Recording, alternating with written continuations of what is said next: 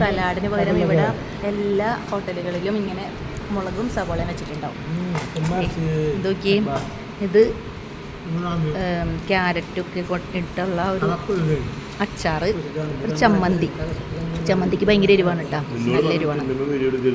ഇത് പൊട്ടറ്റോ ഉരുളൻകിഴങ്ങ് ഫ്രൈ, ഇത് പുരി, ഇത് പൊട്ടറ്റോ ഫ്രൈ, ഇത് പൊട്ടറ്റോ ഗ്രേവി.